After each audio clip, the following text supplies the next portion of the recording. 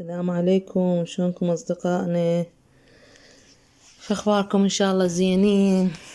رمضان كريم عليكم، وإن شاء الله ينعاد عليكم بالخير والصحة والبركة والعافية، وإن شاء الله من عواده ومن الصائمين والقائمين الله يستجيب دعواتكم وصلاتكم وقيامكم بالصحة والسلامة إن شاء الله ورضا رب العالمين. وهاي سوينا الركن الرمضاني إن شاء الله، ركن رمضاني وأول يوم رمضان وأول فطور إن شاء الله يعجبكم وتساعدونا هذا الفيديو 2003 اللي يشوفنا، واللي ما يشترك يطب، واللي ما مفعل الجرس خلي يفعل الجرس يشترك ويانا ويحط لنا لايك وتعليق حلو.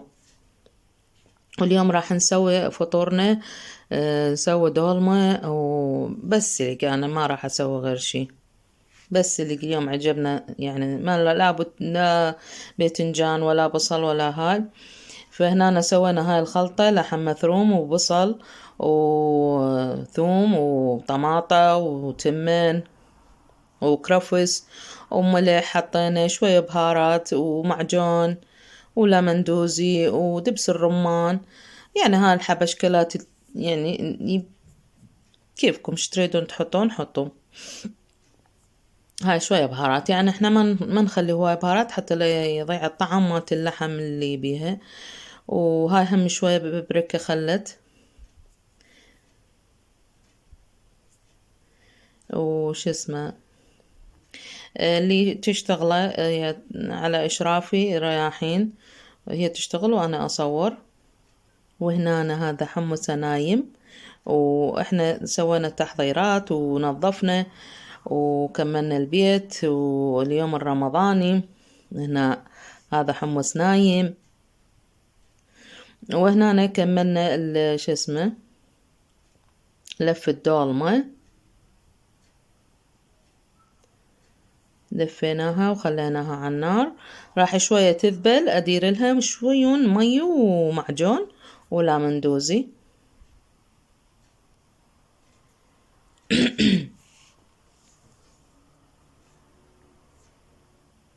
إن شاء الله هذا رمضان يهون عليكم، وإن شاء الله خفيف وما تحسون لا بعطش ولا بجوع. وهنا أنا راح أسوي التمر، هذا سمسم وحطيت دهن وحمست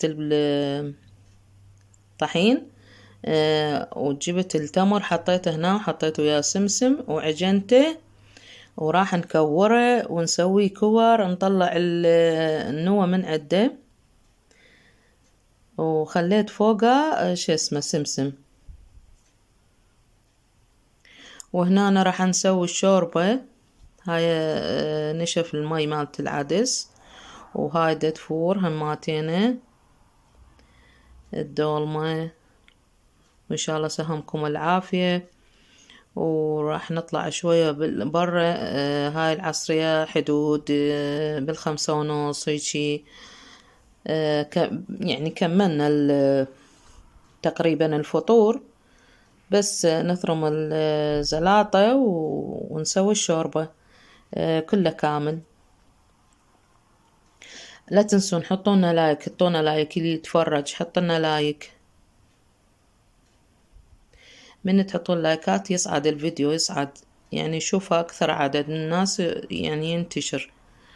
وهنا كملنا البيت وعدلناه وعزلناه. وهذا أول يوم رمضان، إن شاء الله يعود علينا وعليكم بالخير والبركة.